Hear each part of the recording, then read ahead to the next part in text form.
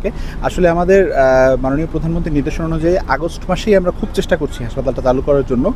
এই ব্যাপারে আমাদের স্বাস্থ্য মন্ত্রণালয় অত্যন্ত ডাইনামিক ওয়েতে কাজ করে যাচ্ছে।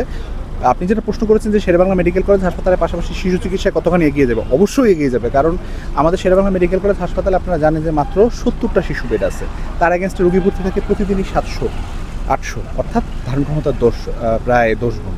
তো এত বেশি রোগীর লোডে না আমরা ঠিকমতো রোগীদেরকে অনেক সময় সেবা প্রদান করতে আমাদের হিমশিম খেতে হচ্ছে।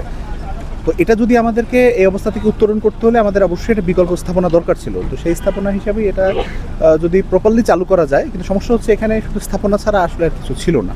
এখন আমাদের যেটা অনেক কিছু করণীয় বাকি, এখানে আমাদের ডাক্তার, নার্স বা অন্যান্য কর্মচারীদের আবাসনের ব্যবস্থা নেই, আমাদের বজ্র অপসারণের কোনো ওইভাবে ব্যবস্থা নেই। তো এগুলো আস্তে আস্তে হবে।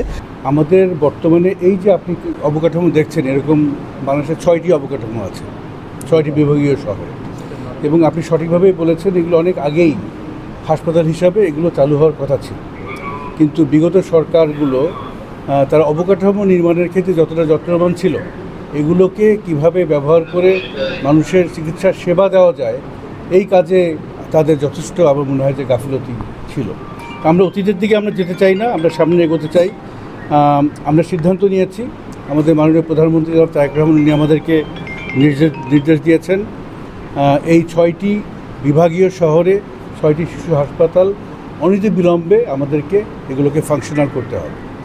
এবং সেই লক্ষ্যে আমরা অলরেডি কাজ করছি। শেরেবাংলা চিকিৎসা, আমাদের যে মহাবিদ্যালয় হসপিটাল আছে, SBMC হসপিটাল আছে, ওনাদের যে শিশু ডিপার্টমেন্ট আছে এবং হসপিটালের পরিচালক, সহকারী পরিচালক যারা আছেন, তারা অলরেডি এই হাসপাতালকে ফাংশনাল করতে হলে পরে এখানে কোন কোন ডিপার্টমেন্ট থাকবে, কী কী চিকিৎসার সুবিধা এখান থেকে দেওয়া হবে, এবং তার জন্য আমাদের ম্যান পাওয়ার কী লাগবে, ডাক্তার, নার্স, মেডিকেল টেকনোলজিস্ট সহ অন্যান্য স্বাস্থ্যকর্মী কয়জন লাগবে, কোন ধরনের স্বাস্থ্যকর্মী কয়জন লাগবে, তবে কী কী আসবাবপত্র লাগবে, এই সব কিছু ওনারা ডিটেইলড প্ল্যান একটা ড্রাফট তৈরি করেছেন, যেটা এই ফ্যাসিলিটি সহ বাংলাদেশের যে অন্যান্য যে 6টা আরও 5টা আছে সেখানেও এই একই প্ল্যান হয়তো বা প্রযোজ্য হবে। তা আমরা প্ল্যান তৈরির কাজ মোটামুটি শেষ পর্যায়ে। এগুলোকে এখন অপারেশনাল করার জন্য আমাদের মাননীয় স্বাস্থ্যমন্ত্রী বলে গেছেন আগস্ট মাস নাগাদ। এটাই আমাদের একটা লক্ষ্য, আমরা নিজেদের জন্য নিজেরা নির্ধারণ করেছি। আশা করছি আগস্ট মাস নাগাদ আমরা কিছু কাজ, শিশু হাসপাতালের কিছু সেবা আমরা শুরু করতে পারবো। তারপরে পর্যায়ক্রমে হয়তো ডিপার্টমেন্টের সংখ্যা বাড়বে, হাসপাতালের গুণগত মান আরও বাড়বে, কিন্তু শুরুটা আমরা আগস্টেই করতে চাই। ইন্টারন্যাশনাল স্ট্যান্ডার্ডে একজন ডাক্তারের অ্যাগেনস্টে 3 জন নার্স থাকার কথা।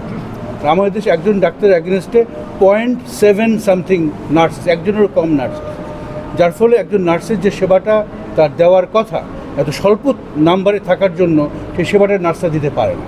তো এরকম অনেক সমস্যা আছে আমাদের দেশের। সমস্যার গভীরে না যেয়ে আমাদের একটা মন্তব্য করা সঠিক না।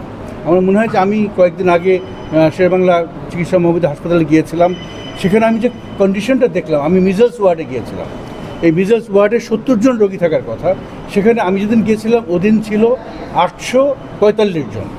তার মানে অকুপেন্সি রেটের 1000%-এরও বেশি রোগী ওখানে ছিল। সেই অবস্থায় ওখানকার ডাক্তার, নার্সদের যেভাবে তার সেবা দেওয়ার চেষ্টা করছিল, আমি ওই মুহূর্তে তাদেরকে ধন্যবাদ না দিয়ে পারি। সুতরাং আমাদেরকে আসলে দেখতে হবে যে আমাদের হাসপাতালগুলোতে নার্সদের স্বল্পতা, ডাক্তারদের স্বল্পতা, অন্যান্য স্বাস্থ্যকর্মীদের স্বল্পতা, এই স্বল্পতা থেকে আমরা কীভাবে কাটিয়ে উঠতে পারি।